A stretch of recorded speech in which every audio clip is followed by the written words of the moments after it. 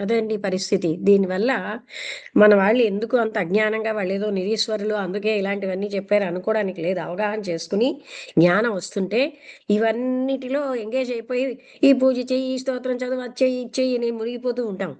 ఎప్పుడు దేహభావం పోదు. ఉమ్, ఇంకా కరెక్ట్. చెప్పనా పూజలకు కూడా మనకు నచ్చినటువంటి పిండి వంటలు కలిపేస్తాం. అందుకే ఆ పిండి వంటలు లేకపోతే పూజ లేదు. ఆయన పేరు చెప్పి మనం తింటాం. ఉమ్, కరెక్ట్. ఆ దేహానికి ఏది సుఖమో అదే చేస్తాం మనం. దేహానికి నచ్చినవేవి చెయ్యం. ఎందుకంటే దేహం నేను అన్న ఐడెంటిఫికేషన్ ఎక్కువగా గట్టిగా ఉండిపోయింది.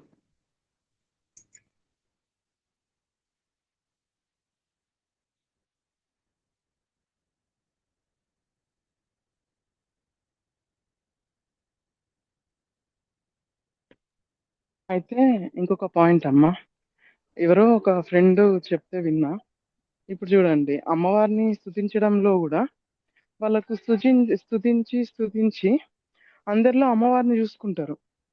అలా అది అలా కూడా ఒక స్తుతించిన స్టేటే వాళ్ళు కదమ్మా. చేయరండి నాగరాణి గారు.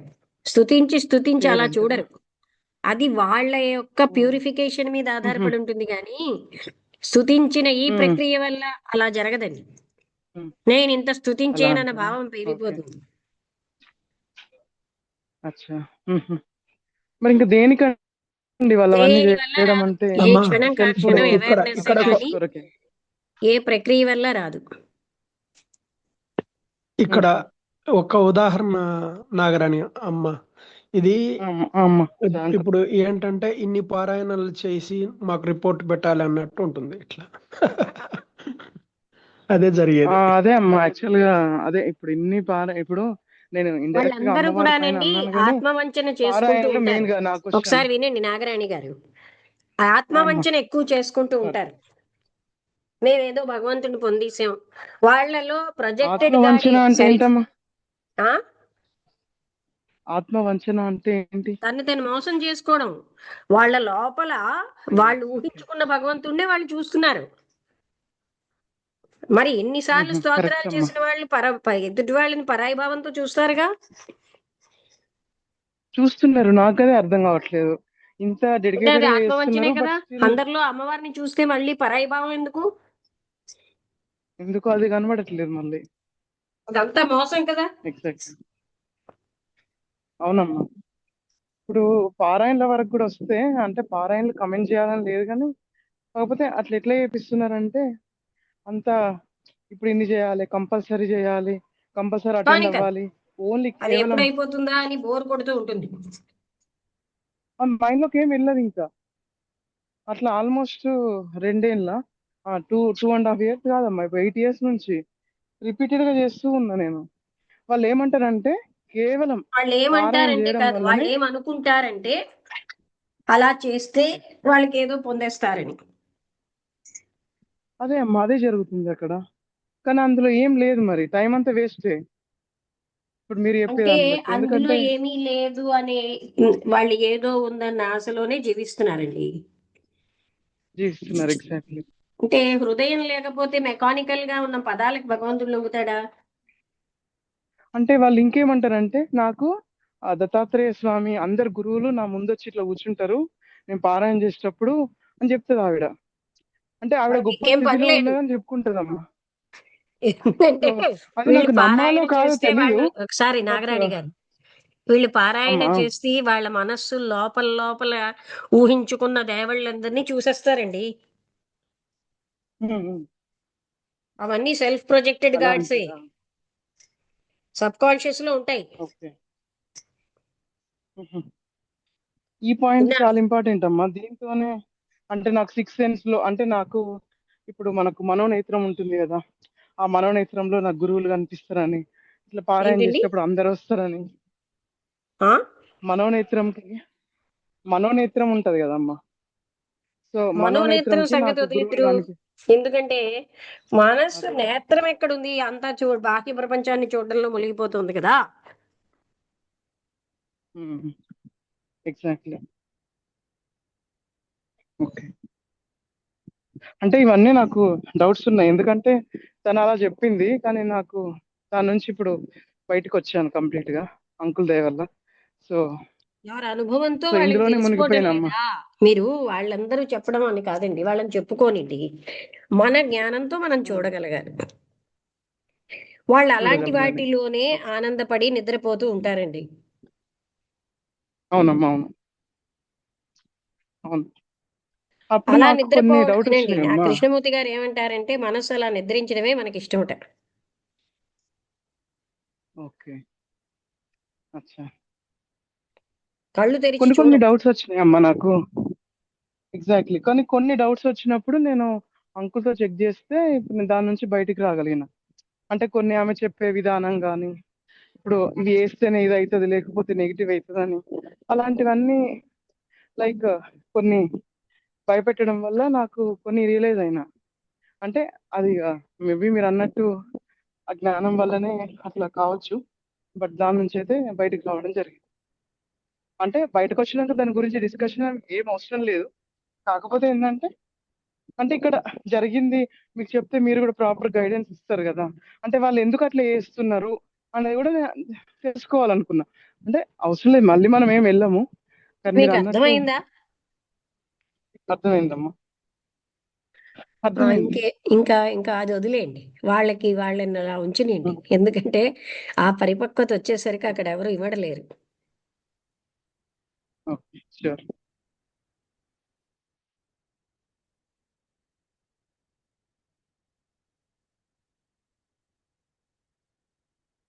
ఇంకెవరైనా మాట్లాడతారా? ముగించేద్దాం అయితే. ఇంకేమైనా అడుగుతారా నాగరాణి గారు? ఇంకేం లేదమ్మా. సో దీన్ని బట్టి నాకు అంటే క్లారిటీ వచ్చింది. అంతే, అంతే. అయితే భగవంతుడు ఒక్కటి మనస్సుతో అడుగుదాం మీ అనుకున్నామ్మా. మొన్న ఆ?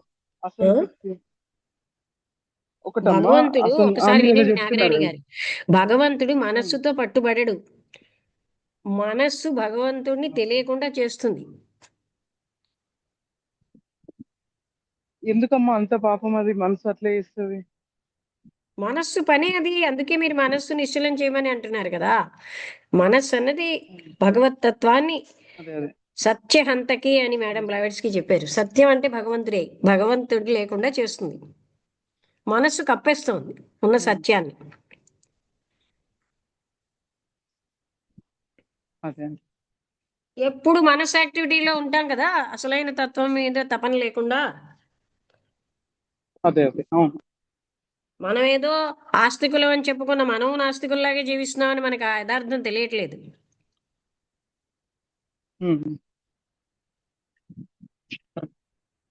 రాంబుద్ధుడి గారి బాధగా ఉందా? నమస్తే మేడం. అంటే బాధ అనేది ఏం లేదు మేడం. దాన్ని అంటే ఇప్పుడు నా ఆ, మనం ఆస్తికులని చెప్పుకుంటూ నాస్తికుల్లాగా బ్రతుకుతున్నామంటే అసలైన సత్యానికి దూరంగానే బ్రతుకుతున్నాం అన్నట్టే కదా మీరు చెప్పేది? అంతే కదా. దానికోసం ఒక సెకండ్ కూడా ఆలోచించకుండా జీవిస్తాం. అంటే తంతు తంతులోనే వెతుకుతున్నాం మనం. అంటే స్తోత్రం చేయడం, పారాయణం చేయడం, లేకపోతే పూజ చేయడం, యాత్ర చేయడం, దీంట్లోనే వెతుకుతున్నాం. వెతకట్లేదు. ఇంకా చెప్పాలంటే వెతుకులాట కూడా ఉండదు అక్కడ. ఏదో అనుకుంటాం అలా. ఒక ఆలోచన రూపంలో ఉంటే అది పోతుంది. ఇంకేం ఉండదు అక్కడ. కానీ మీరు ఎంత ఈజీగా చెప్తున్నారమ్మా, ఏదైనా కూడా చాలా ఈజీగా అనుభవిస్తున్నాను చెప్పేస్తున్నారు ఇట్లా. కనుక చెప్పగలుగుతున్నానండి. సత్యానికి ఎప్పుడు కూడా ఓకే. పుస్తకాల్లో చదివింది కాదు ఇది. ఎందుకు ఓకే. ఎందుకు ఈజీ అవుతుంది అంటే సత్య దర్శనం తర్వాత జరిగే ఇది దానికి చాలా సులభంగా ఉంటుంది. అదే అదే జరిగేది. ఇప్పుడు ఆ పారాయణ మొదలెడతారు, ఓకే. ఎప్పుడైపోతుందా అని మనసులో అనుకుంటారు, కానీ చెప్పరు అలాంటివి. కరెక్ట్. అవునమ్మా. అయితే మొన్న టాపిక్ ఎక్కువ జరగలేదు కదా అసంతృప్తి గురించి. అయితే ఆ, మీరు ఆ పాయింట్ విన్న తర్వాత నాకేమనిపించిందంటే, అసలు ఉంటే ఉండని అసంతృప్తి, ఇప్పుడు ఇది చేస్తే నాకు తృప్తి అవుతుంది అనే ఫీలింగ్ లో ఉండే అమ్మ నేను. ఇప్పుడు ఏదన్నా మనసుకు నచ్చింది చేస్తే, కానీ ఎందుకు మనం తృప్తిలోకి వెళ్ళాలి, అట్లనే ఉండని అనిపించింది. దాని గురించి ఇంకా కొంచెం మీరు ఏమైనా చెప్తారా ఇట్లా అసంతృప్తి గురించి? అంటే మనం ప్రాపంచిక విషయ వస్తువులు పొంది అవి తృప్తి పడిపోతున్నాం. మన అసంతృప్తి అనేది అంతర్గతంగా అసలైన పూర్ణత్వమైన స్థితి వచ్చే వరకు ఉంటుంది అది. దాన్ని అది పూర్ణత్వానుభూతి అంటే అది మనదైన మన అనుభూతి వరకు అది ఉంటుంది. అసంతృప్తిగానే ఉంటుంది జీవితం. కోట్లు ఉన్నవాడు అసంతృప్తిగా ఉంటాడు. సమస్తము ఉన్నవాడు అసంతృప్తిగా ఉంటాడు. సద్గుణాలు ఉన్నవాడు అసంతృప్తిగానే ఉంటాడు. అనంతమైన ఆ తత్వం అనే తాను అనే రియలైజేషన్ వచ్చిన వాడే హాయిగా ఉంటాడు. అది రానంతసేపు అది లోపల ఉంటుంది ఆ అసంతృప్తి. ఓకే. ఇంకా దాన్ని మనం కన్సిడర్ చేయొద్దు, దాన్ని తృప్తిపరచొద్దు, వదిలేయాలి ఇంకా. అది తృప్తి పరచబడదు. వీళ్ళ మనసులు తృప్తి పడుతున్నాయి. అంటే అనుకుంటారు ఒక భ్రమ. అచ్చా. ఓ, అది కూడా భ్రమనే అంటారు. భ్రమే కదా అసంతృప్తి. Yeah yeah. ఇప్పుడు అది మీకు అది వస్తువు అది కావాలని రిపీటెడ్ గా తప్పించారు. జరిగేది. ఏంటండి? చెప్పండి మేడం. అది రిపీటెడ్ గా జరిగేది అని చెప్తున్నాను మేడం. అంటే వస్తువు కావాలని దాన్ని తప్పించారు, వచ్చింది. అబ్బా నేను అనుకున్నాను, వచ్చింది. ఎంతసేపు ఉంటుంది? మళ్ళీ క్షణంలో పోతుంది అది. మళ్ళీ అసంతృప్తి అక్కడ ఉంటుంది. అది రిపీటెడ్ ప్రాసెస్ జరుగుతూనే ఉంటది అట్లా. ఒకటి పోతే ఒకటి వస్తా ఉంటది. దాంట్లో తృప్తి ఏమి రాదు.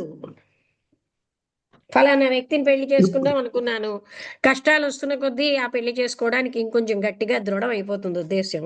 అప్పుడు పెళ్లి చేసుకున్నంత వరకే, తర్వాత కొన్నాళ్ళలో అది పోతుంది. కరెక్ట్ అమ్మా.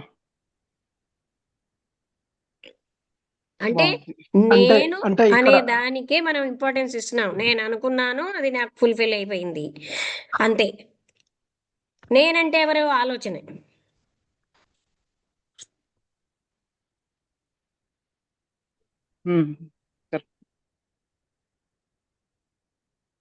అంటే ఇక్కడ ఇష్ట అయిష్టం ఈ రెండింటిని వదిలేసి నిర్వికారంగా వదిలేవాడు లేడు. వదిలేసేయడం కూడా రాంగ్ పదం. ఎందుకంటే మీరు అవగాహన చేసుకుంటే డ్రాప్ అయిపోతాయి అవి. వదిలేవాడు ఒకడు ఉండాలిగా వదిలేయడానికి. అది కూడా ఒక ఆలోచనే. అంటే అస్తిత్వం వదులుకోనిది ఏది జరగదు. అస్తిత్వం అంటే ఏమిటండి? నేనున్నాను అనా?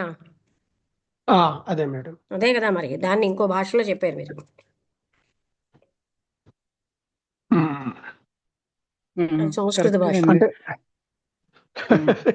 ఏం లేదు మేడం. అంటే జనరల్ గా వాడే పదం అది. నేను అది తెలుగులో ఇంకా చెప్తున్నాను, మీరు సంస్కృతంలో చెప్పారండి.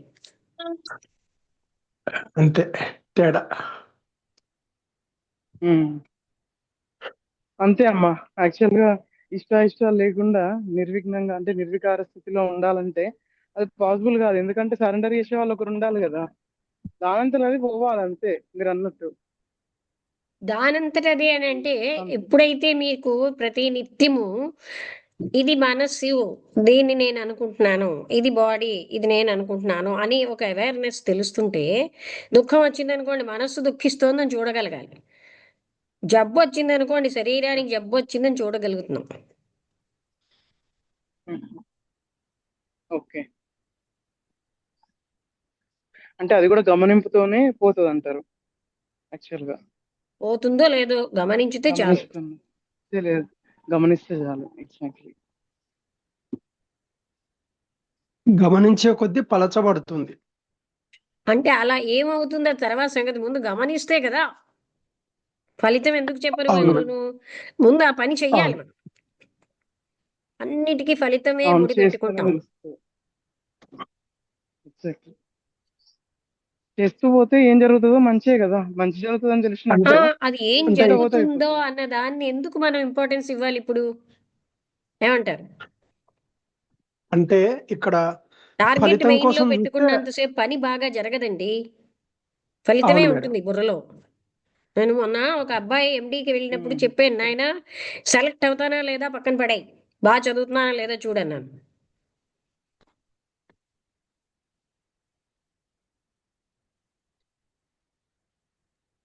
అది అలవాటు అయిపోయింది అందరు మనకి. చేసేది టార్గెట్ చూడడం చిన్నప్పటి నుంచి అదే అలవాటు అందరి అయిపోయింది. సంగతి వదిలేయండి, ఇక్కడ అలా మాట్లాడకండి. మన మనస్సు చేస్తోంది కదా.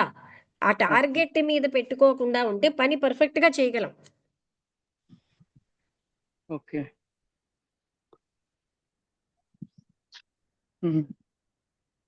టార్గెట్నే వర్షిప్ చేస్తున్నాం మనం.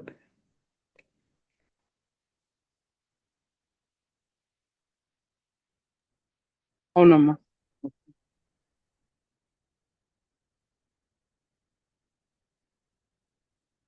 ఓకే, ముగించేద్దామా?